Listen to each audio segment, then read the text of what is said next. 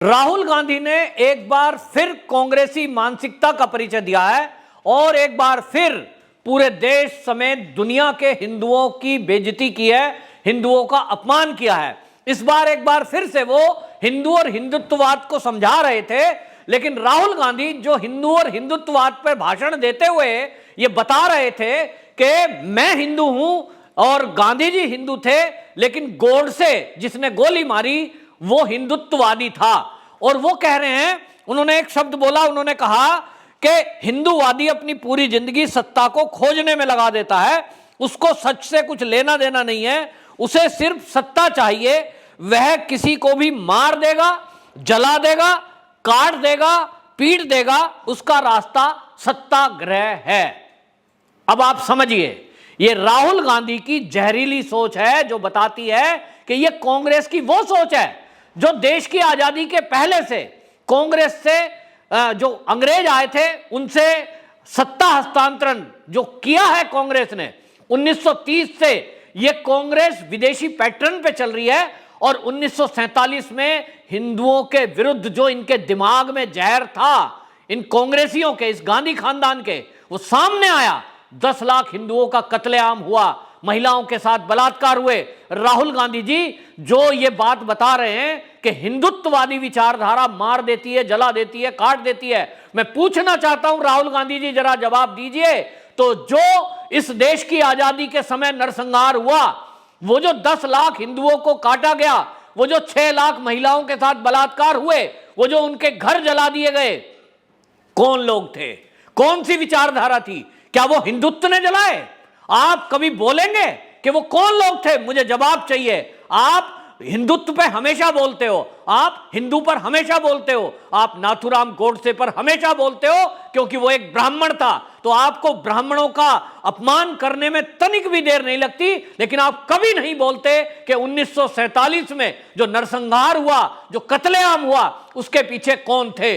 मोपला का कांड हुआ, उसके पीछे कौन थे? केरल में जो कांड होता है और आरएसएस के स्वयंसेवक को मार दिया जाता है, उसके पीछे कौन थे? कार सेवकों के ऊपर गोली चलाने वाले कौन थे? और ये आप बात कर रहे हो हिंदुत्व और हिंदू की, बात करोगे ईसाईयत की, बताओगे जरा डेफिनेशन कभी इसी तरह मंच सजाकर या प्रेस कॉन्फ्रेंस में कि ईसाईयत क्या होती है इस देश में? आप बताइए, मैं जानने को उत्सुक रहूंगा और मुझे आपसे जवाब चाहिए कि आप बताइए ईसाई और ईसाईयत क्या होती है। आप बताइए इस्लाम और इस्लामियत क्या होती है। आप बताइए इस्लाम और कट्टरपंथ सोच क्या होती है। आपसे पूछना चाहता हूं। लेकिन राहुल गांधी जी, 100% मैं श्योर हूं कि आप केवल और केवल हिंदू और हिंदुत्व को अपमानित करने की बात करोगे।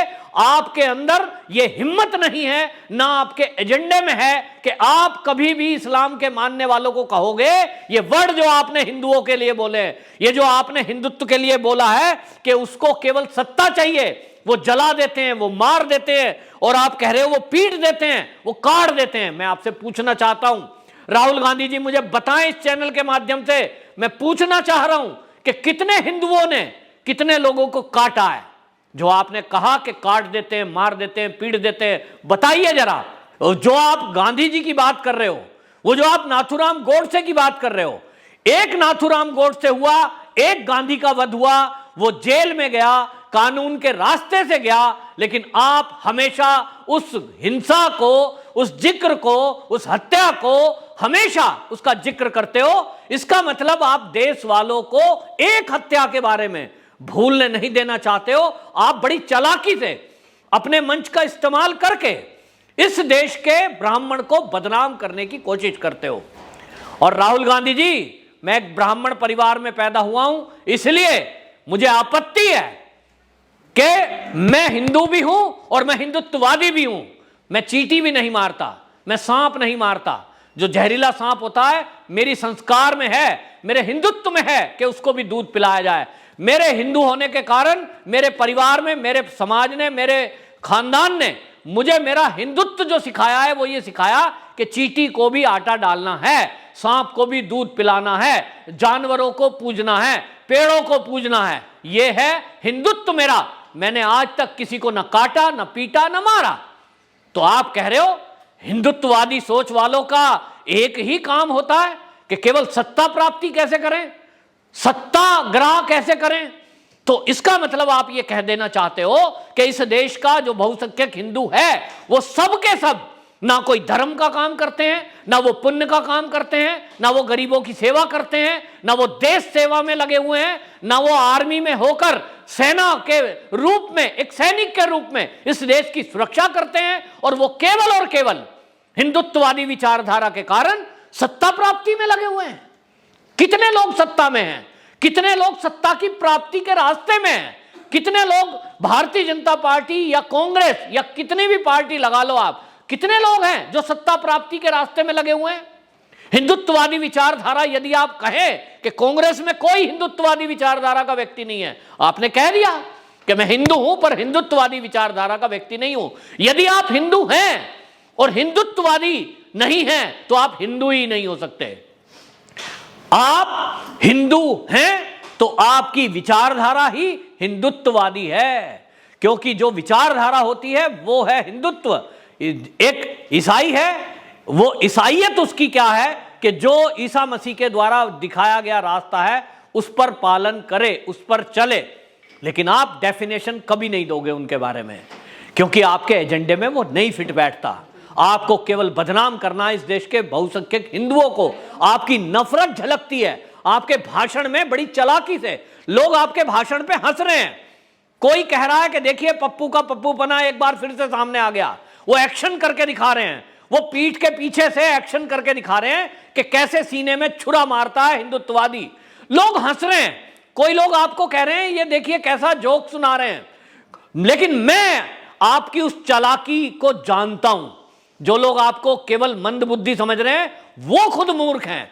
आप बहुत शातिर दिमाग हैं, और आपका ये शातिराना दिमाग दिखाई देता है कि आप यदा कदा जब भी आपको मौका मिलता है आप हिंदुओं को अपमानित करते हो, आप हिंदुत्व की विचारधारा को अपमानित करते हो, और आप उनको कोशिश करते हो कि उनको अपराधी बताकर जनता के सामने पेश करें। अल्पसंख्यक कल्याण मंत्रालय बनाया, अल्पसंख्यक के रूप में इस देश के अंदर जैन भी हैं, सिख भी हैं, बौद्ध भी हैं, लेकिन कभी भी इस देश में ना तो बौद्ध मंत्रालय बना, ना जैन मंत्रालय बना, ना सिख मंत्रालय बना।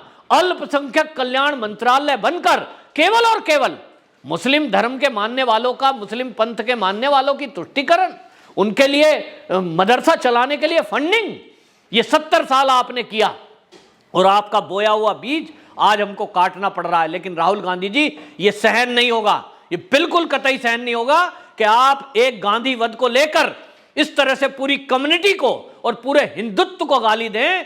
ये आप करते हैं क्योंकि आप ही ने कहा था, मंदिरों को बदनाम करने के लिए आपने कहा था मंदिर में जाते हैं तो लड़की छेड़ने के लिए जाते हैं। फिर उसके बाद आप मंदिर जाते हो, आप तिलक लगाते हो, आप जनेऊ बाहर से पहनते हो, आपकी बहनजी भी जाती है, जगह जगह गंगा जी में डुबकी लगाती है।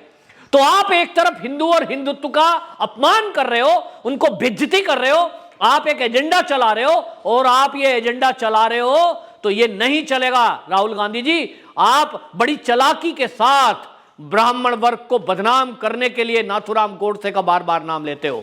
नाथूराम गोडसे ने गांधी जी को गोली मारी, सारी दुनिया जानती है, उसको सजा हुई, लेकिन किन परिस्थितियों में और क्यों, तो एक किताब पढ़ो, गांधी वध क्यों, नाथूराम गोडसे की लिखी हुई, और उसके बाद किसी प्रेस कॉन्फ्रेंस में या किसी मंच पे उससे उत्तर देना कि मैंने वो किताब पढ़ी और उसमें गोडसे के बारे में जो लिखा गया है वो क्यों लिखा है, कैसे लिखा है, गलत है, सही है, फिर मेरे से बात करना। दूसरी तरफ आप जिस तरह की बातें कर रहे हैं कि एक व्यक्ति, उसको कौन सही कहता है, कोई कुछ लोग हैं जो कहेंगे हां उसका काम ठीक था, हालात परिस्थिति क्या थी आज मैं खड़ा होकर नहीं कह सकता, क्योंकि कांग्रेस की सरकार थी और कांग्रेस ने जो काम किया है, कांग्रेस ने तो हमारे देश का पूरा इतिहास बदल दिया।